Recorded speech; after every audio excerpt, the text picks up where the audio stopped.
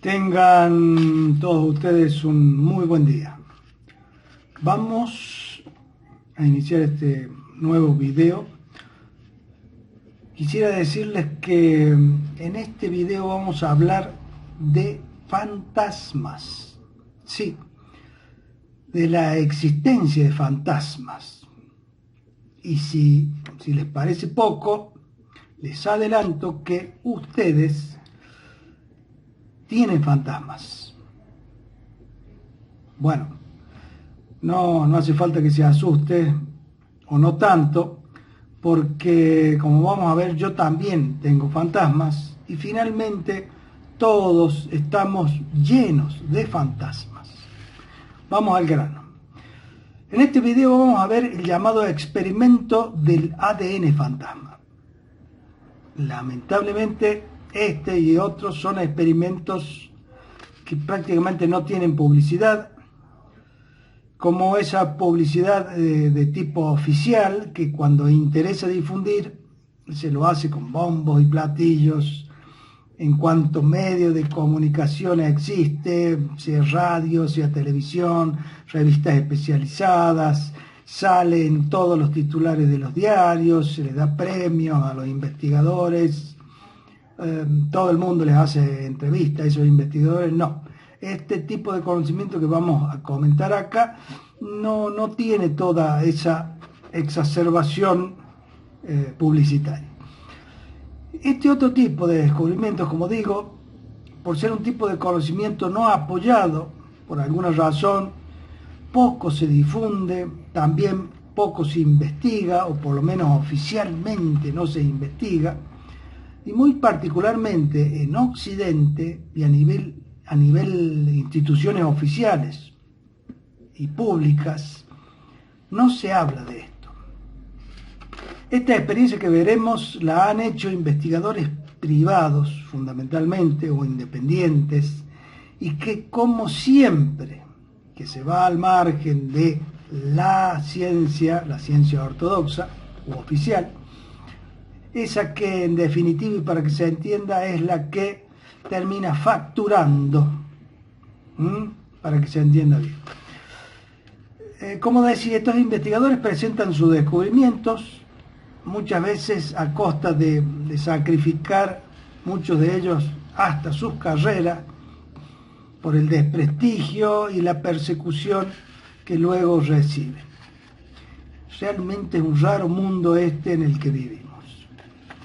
No es descabellado pensar también que es posible que, si bien a nivel oficial se niegan estos temas, sí que se investigan y sí que se atesora ese conocimiento, pero no se nos cuenta de eso, de estas investigaciones, al público en general. También es posible que siempre o casi siempre en el pasado haya sido así. Cada quien que saque sus conclusiones. A la vez es importante destacar que para bien o para mal se ha desarrollado la Internet, esto que estamos usando nosotros ahora, que ha venido a cambiar un poco esta situación de manipulación y de ocultamientos que prácticamente siempre en la historia del hombre los ha habido.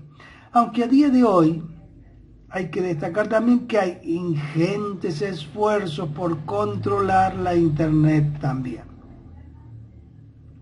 Descarto que de esto ya se habrá dado usted cuenta claramente. De si logran o no ese control una vez más, en este caso de Internet, según mi punto de vista, y en gran medida depende el futuro de la humanidad. Bueno, yendo al grano, diremos que todos, y acá es donde hay que prender el chip de abrir la cabeza a conocimientos no tan obvios o no tan que son siempre los que se enseñan. Todos estamos más o menos de acuerdo y más o menos todos sabemos que esta realidad en la que vivimos está formada por tres y solo tres cosas: la materia, la energía y el espacio o vacío, le decimos también, vamos a ver qué tan vacío es quizás, o sea, por la materia, la energía y el espacio que los contiene. Y estas experiencias se encuentran, al hacerse estas experiencias, se encuentran unas curiosas relaciones entre estos tres elementos que digo que conforman todo lo que existe, por lo menos en esta dimensión, en esta realidad nuestra.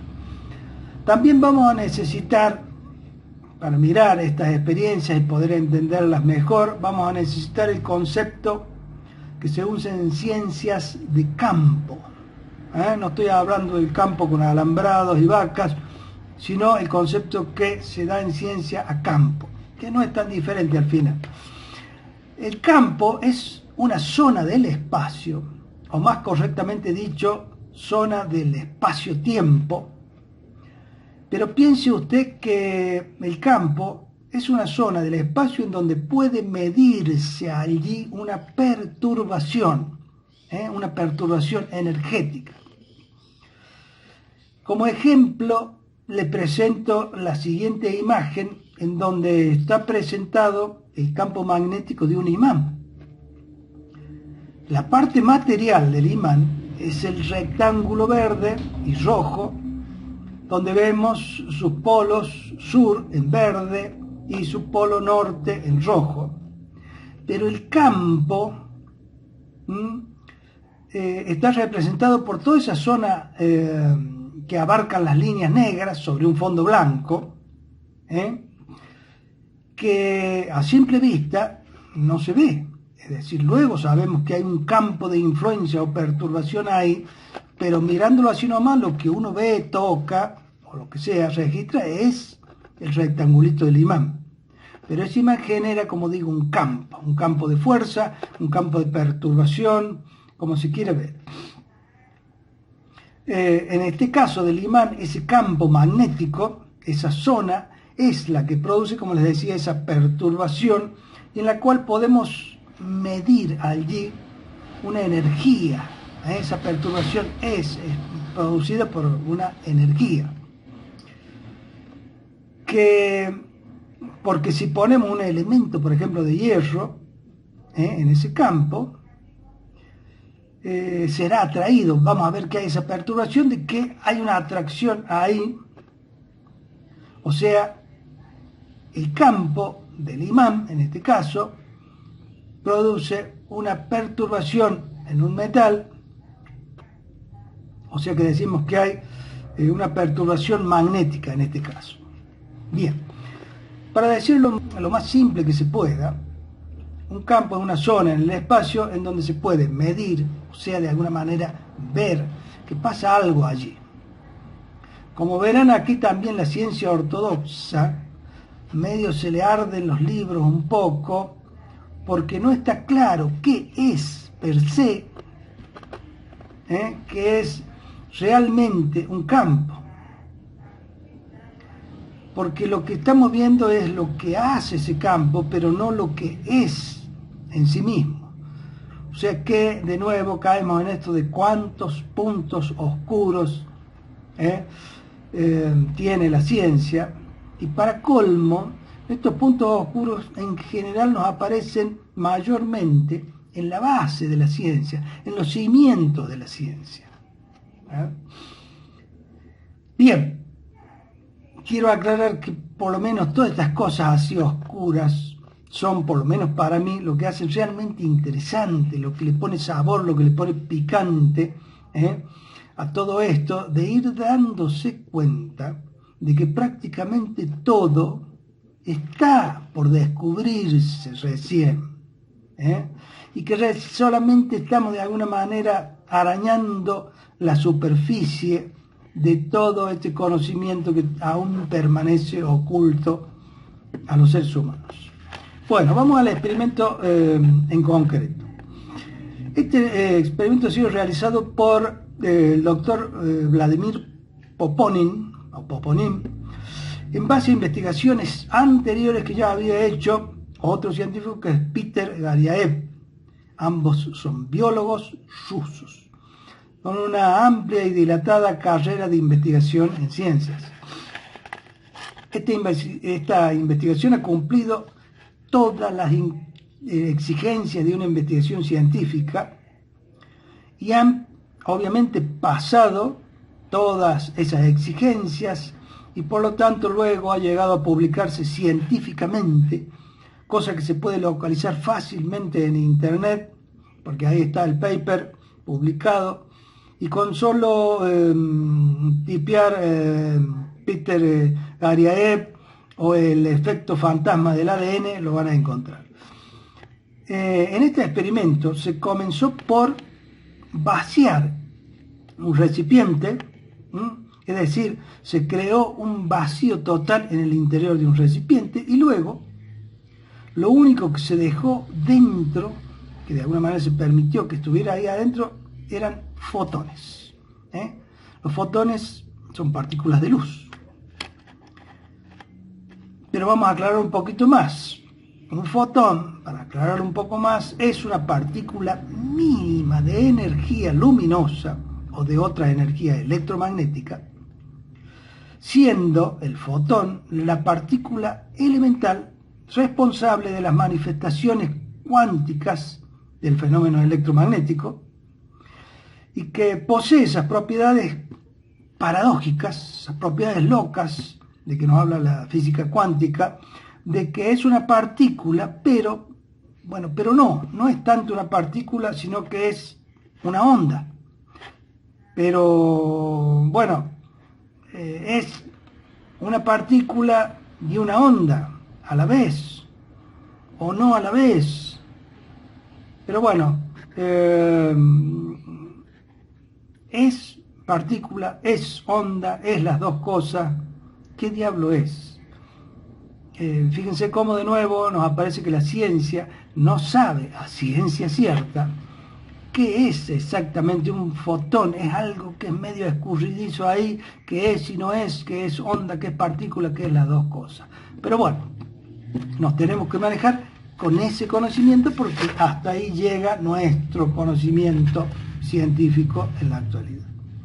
Lo que se midió fue la distribución de estos fotones adentro de ese recipiente que habíamos dicho que está vacío solamente con fotones, y se encontró que estaban distribuidos aleatoriamente dentro del recipiente, lo cual es el resultado esperado. Uno tira unas partículas ahí y dentro de ese recipiente se ubican en cualquier lado, al azar. Los fotones, digamos, como que divagan ahí al azar sin ningún tipo de orden. Entonces, ahí, a continuación, se colocó dentro del recipiente un trocito, una muestra, un pedazo de ADN humano. Y se midió de nuevo dónde estaban localizados ahora esos fotones. En esta ocasión, ya con el ADN adentro, los fotones se organizaron en línea, acompañando los contornos de ese ADN. En otras palabras, el ADN físico, o sea, materia, produjo un efecto, en este caso de organizarse, de ordenarse a los fotones, que no son materia, porque el fotón no tiene masa, el fotón es solamente energía u onda. Bueno, onda partículas como habíamos dicho, pero onda a fin de cuentas.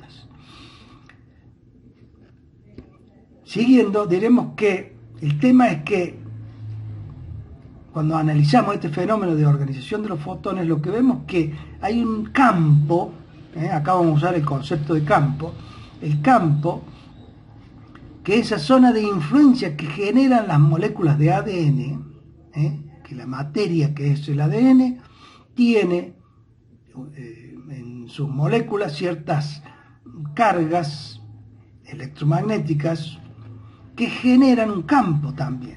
Y el que está interaccionando, vemos acá, es el campo de influencia del ADN que interactúa con el campo, esa zona de influencia de los fotones.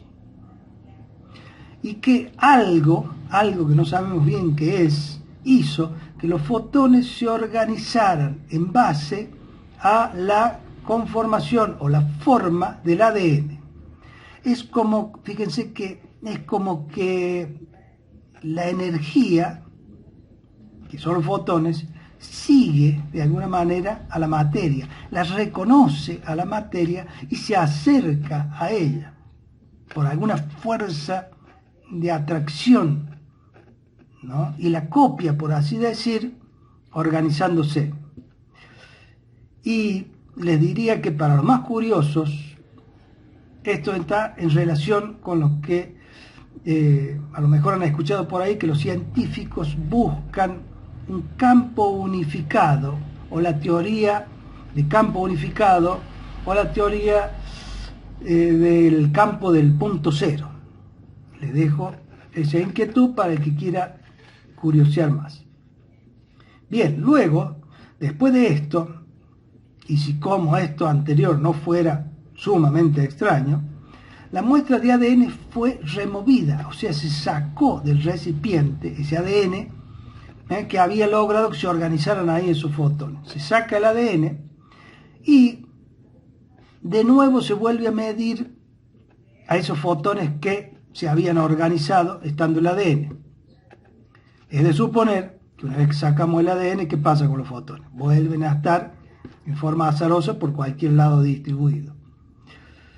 Pero no, los fotones permanecieron ordenados y alineados a donde había estado antes ese ADN.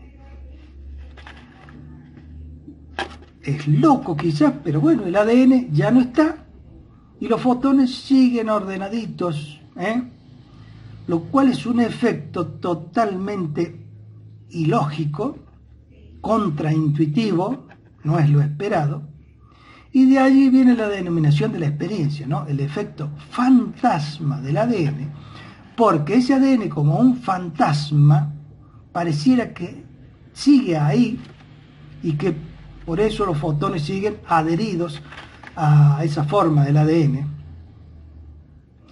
Y como si esto fuera poco, los científicos pudieron registrar esa organización de los fotones alrededor de ese fantasma de ADN que ya no estaba ahí, hasta un máximo de 30 días luego de que el ADN fuese retirado. Un fantasma que resiste por 30 días no es poca cosa, Pero bien, esto da para hipotetizar, por ejemplo, suponga usted que va a la casa de alguien, ¿no? Donde permanece durante una media hora y luego se retira, se va. Si tuviéramos los aparatos del tipo usado por estos científicos rusos, podríamos detectar hasta por 30 días después de su visita el fantasma de su ADN que ha quedado en ese lugar. Es como que da un poco de escalofrío, ¿no? Pero bueno, estas son las cosas que esta ciencia no divulgada va llegando a comprobar. El tema es que a partir de la observación de este fenómeno empiezan a evidenciarse ciertas relaciones más que novedosas, casi mágicas diría yo, entre la materia, la energía y el vacío. La materia es el ADN, ácido desoxirribonucleico, un filamento ultra finitito que está enrollado en el núcleo de toda célula, la humana por supuesto también, y que si lo desenrollamos, el ADN del ser humano mide más o menos entre 1 y hasta 2 metros de largo. Y fíjense que esto no es poco, pues si a eso lo multiplicamos por los 50 billones de células que tiene el ser humano, alcanza para ir, dar una vuelta al Sol y volver de regreso a la Tierra, por ejemplo, que es una distancia enorme. Esa es la parte material, el ADN. Ahora veamos el tema de la energía, que son solamente eso, los fotones. Partículas serán, o mejor dicho, ondas partículas, o mejor, bueno, solamente ondas, porque vemos el aspecto energético acá. Pero en definitiva son pedacitos, por así decir, ultra chiquititos de energía que se comportan, en este caso, con una cierta inteligencia, pues se ordenan siguiendo la conformación de escalera caracol que tiene el ADN. Pues de alguna manera sienten algún tipo de atracción por este ADN y ahí van y ahí se acomodan. Y por último tenemos el vacío, el espacio, que para los científicos no está pero para nada vacío, sino que está lleno de una cantidad enorme de energía paradójica, pero que está ahí, y tal cual como lo ha dicho el científico Richard Feynman, transcribo literalmente: hay suficiente energía en un solo metro cúbico del espacio para hervir todos los océanos del mundo. Y miren que hace falta mucha energía para hervir un océano, imagínense mucha más para hervir a todos los océanos del planeta. Y que en esta experiencia, esto del vacío, aporta ciertos efectos cuánticos, tales como los agujeros de gusano, que estarían comunicando ese ADN y esos fotones con otras regiones del espacio-tiempo, o con otras dimensiones, si usted lo quiere ver así. Una cosa rarísima, pero por ahí va la ciencia y este tipo de experiencias.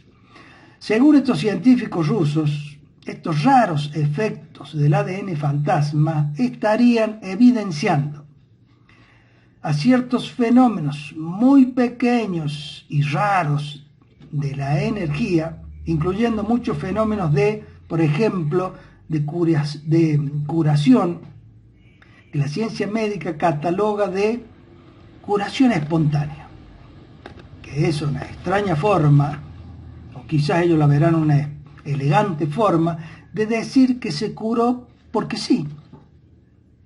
Esto de curarse porque sí, viniendo de la ciencia, no es muy científico que digamos, pero bueno, o como también lo llama la religión, una curación por un milagro, obra de Dios.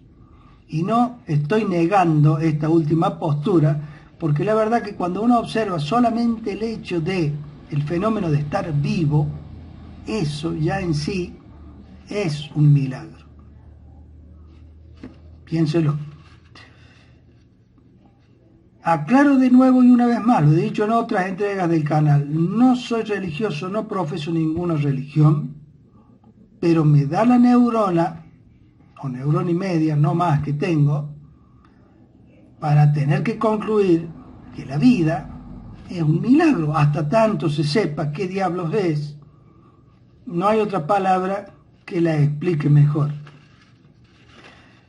Continuemos. Estos datos también apoyan el concepto de la inteligencia del corazón y el modelo desarrollado por varios científicos como Rollin McCarthy, Glenn Rein o Leo Childre, fundador del Instituto HeartMath de Coherencia del Corazón en el año 1991 en California, Estados Unidos, y el cual continúa hasta el día de hoy, y sobre el cual, bueno, sobre este instituto daría para hacer otro video aparte por las investigaciones y hallazgos y prácticas que han desarrollado. Al final, volviendo a los rusos, al final de sus trabajos científicos, estos científicos rusos concluyen diciendo: después de repetir estas mediciones gran cantidad de veces y comprobar el material en todas las formas imaginables, nos vimos obligados a aceptar que alguna nueva estructura de campo, una nueva estructura de campo, está siendo excitada desde el vacío físico. Es decir, de la interacción de un campo de materia, en este caso el ADN, y otro campo de energía que son, en este caso, los fotones, y el vacío interviniente, el lugar que ocupan, el espacio, y donde aparece un nuevo campo desconocido hasta ahora. Y van más allá cuando dicen, este modelo se sugiere como la base para una teoría cuántica no lineal, más general, que puede explicar muchos fenómenos de energía sutil observados y finalmente podría proporcionar una teoría física de la conciencia. Repito de nuevo, podría proporcionar una teoría física de la conciencia. Destaco lo de proporcionar esa teoría física de la conciencia, porque si hay algo fabuloso que nos están diciendo muchos científicos, por cierto, no muy promocionados, es que la mente, la conciencia, que no necesariamente está acá adentro, pero bueno, uno siempre cuando lo dice se dirige acá, ¿no? Sino que la mente o la conciencia humana es la raíz de todos los fenómenos que ocurren en el universo. Y por eso ya se habla de las nuevas ciencias de la conciencia. Esto es larguísimo, obviamente lo abordaré en otros videos porque hay bastante evidencia y conocimiento al respecto de que todo lo que ocurre allá afuera está de alguna manera conectado con algo que nosotros llamamos conciencia, o mente, si usted lo quiere llamar así. Bien, hasta aquí llego con este tema. Como siempre digo, esto es solo una muestra, un pequeño aporte, y a quien le interese tiene ya la punta del ovillo quizás con esto, y ahora le toca a cada uno ir tirando de ese ovillo. Dejo referencias en la descripción del video para el que tenga alguna curiosidad y quiera continuar averiguando. Y ya me voy despidiendo recordándoles que busquen paz. Busquen la paz, porque con ella viene de regalo directamente la felicidad y la salud. Hasta la próxima.